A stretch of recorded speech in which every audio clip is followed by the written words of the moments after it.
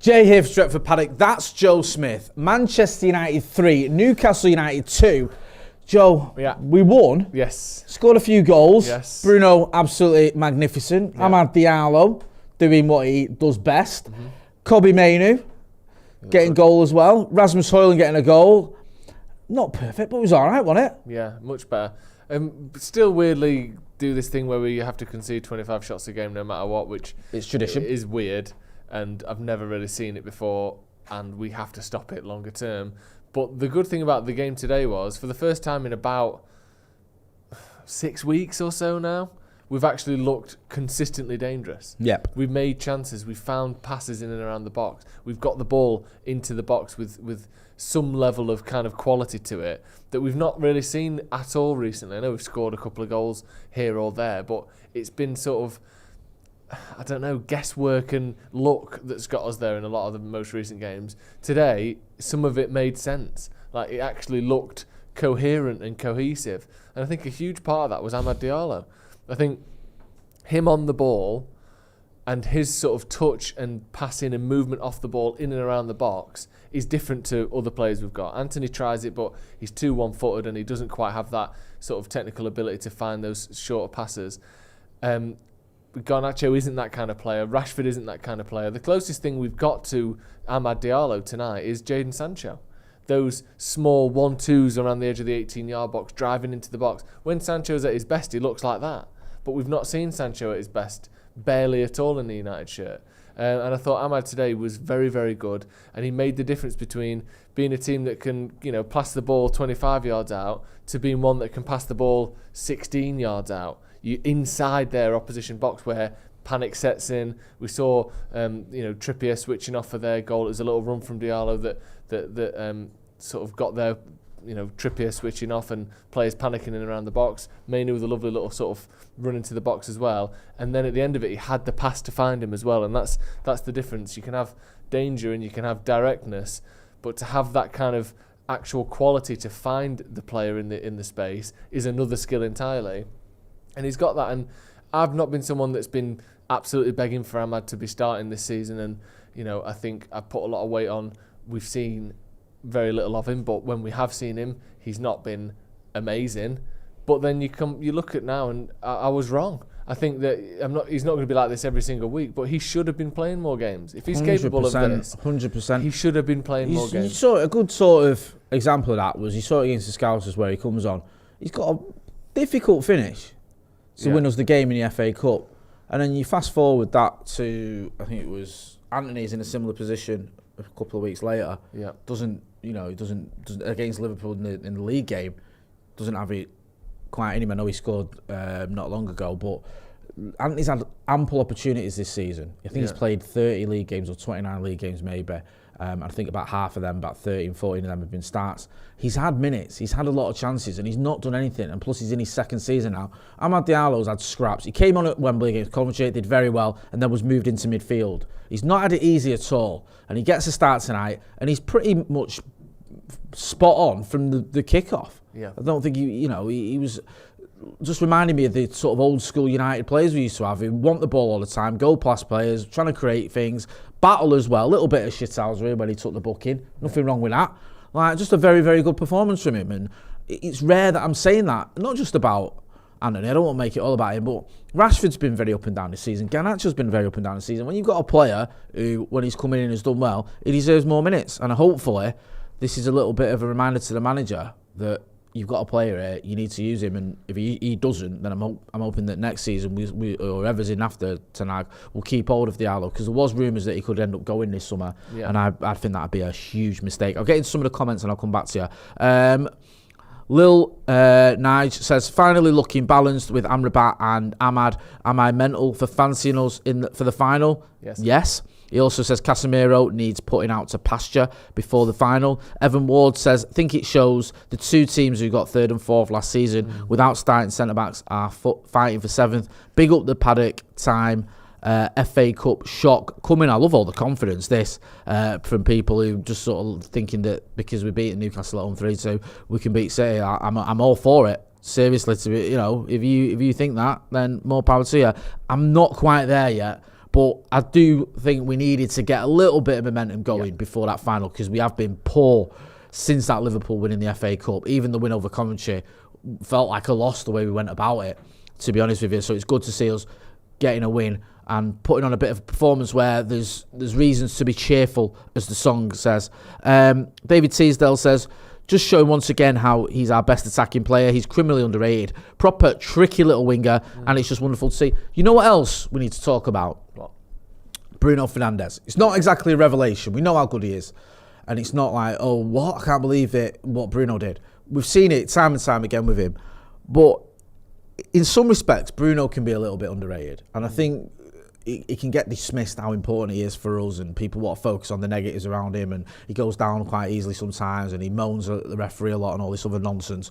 But he's one of the best players in the world. He is. His stats prove that. His performances prove that. Yes, he's not perfect, but no player is. And we saw tonight, I think he was player of the match. He was at the heart of everything United did. Yeah. Just a brilliant performance by a brilliant player. He's so good.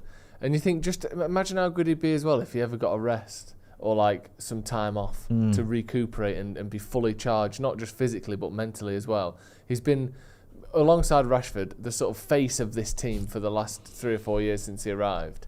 So that means you get the praise, but there's been a lot more scrutiny than praise over that same period. So he's been getting a lot of that as well. Some of the, we've seen the talk about him not being a captain, being a disgrace, this, that, and the other that we've seen from pundits and journalists and social media over the last couple of seasons. But the numbers he puts up and the amount of chances he created just today, some of the balls he was putting in the box over and over and over again, clipped balls over the top to Garnacho, whipped balls into Scott McTominay, little deft passes, leaving the ball with some dummies. Like, he's just a brilliant player, and his constant striving for creativity, constantly trying to unlock the defence, is just, in terms of intent, is a brilliant thing to watch. But then the quality that he has to sort of, follow that up with success so often is absolutely brilliant. And there aren't many players in the world who can do it as well as he does when he's playing like he was today. I just thought he was absolutely excellent. We'll talk about another goal scorer, or the other goal scorer as well. It's about Kobbie Mainoo. Yeah. We'll talk about Amad Diallo. I'll get to Hojlund as well in a minute. But Kobbie Mainoo, who I think has been overplayed a little bit recently. I think he's at times looks a little bit leggy. I feel for the kid, he's only 19. But you saw it today. I think he benefits as well, mate, from having Amrabat with him. I do think Amrabat does a lot of the sort of work that Kobbie Mainoo shouldn't be doing, and makes it a little bit easier for him. I know Amrabat's not perfect, and there were some mistakes from him, but still, he gets around the pitch a lot, and he puts the tackle in a lot, and he doesn't leave Kobbie Mainoo completely exposed like we have been seeing in other matches. And I thought Mainoo did very well for his goal as well. Nice, cool, calm, collected finish. He might have thought he was offside, but it doesn't matter, he wasn't. And he's not in the team for his goals, but 3 goals this season in the Premier League is not a bad return, is it, for a player who's not really renowned for that? It was nice to see him put in a good performance today, because I do think he's looked a little bit tired last couple of weeks, which is completely understandable. Yeah. But yeah, I think whether it's Amrabat or a player like Amrabat, maybe a player with similar traits and qualities, but sort of better versions of them, alongside Mainoo, is exactly what United need. And we've got Casemiro, we've seen the highlights behind the camera there, and on all the highlights so far, Casemiro's either been skinned, either diving in, or the ball's being played around him. Like, he didn't have a great game again today, but I thought the midfield in front of him looked much more functional off the ball than it has done in recent weeks.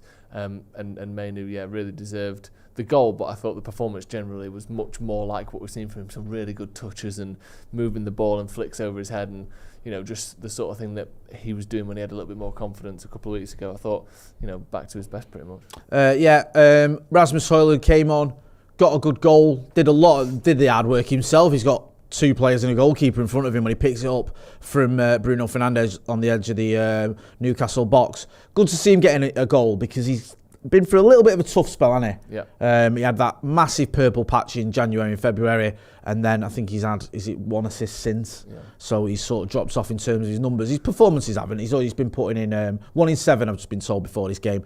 He's been putting in a shift every week, but a lot of the time he's just been sort of running himself into the ground. Comes on for 10 minutes, gets his goal, does well there. Good to see. I don't think he's a player who's short of confidence, but as a striker, you want goals, don't you? And going into the sort of the FA Cup final, in a drought wouldn't have been a nice feeling, but he's going in there at least with, he's got, I mean, hopefully he can get another one against Brighton, but he's at least got one goal recently when he goes into that final. These are the things again, like, I know that you want someone who starts at game after game after game, but like, he's come on there for 10 minutes. He was rested tonight. We were winning when he came on. He comes on. Him and Rashford both looked energetic, dangerous, full of life when they came on. And sometimes that's what you need. You know, when someone's going through a bit of a bad spell, and obviously Rashford's had one this season, and Hojlund's been on a bit of a dry run for the last sort of month or two.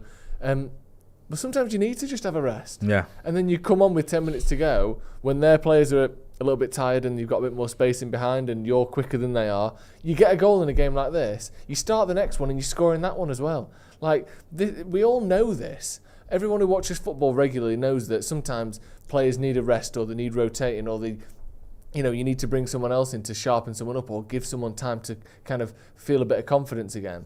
Hojlund there has had a lovely little cameo. 12 minutes, 15 minutes, whatever it was, and a goal. That'll do him no end of good. But you start him in this game, and let's say he gets that same chance 85 minutes into his performance. He probably doesn't have the legs to knock it, and then get the shot back across as well, knocking it past players. Like, sometimes you need rotation. That's a perfect example of why it works, because he's got some extra legs there, he's got some extra energy, and he can use that to punish the opposition. And now he's got a bit of confidence going into the Brighton game and the City game. Stuff like that is just a perfect example of why sometimes rotating people and resting people is much better for the long term. That's why, no offence to Anthony Martial, it's not his fault he's been injured.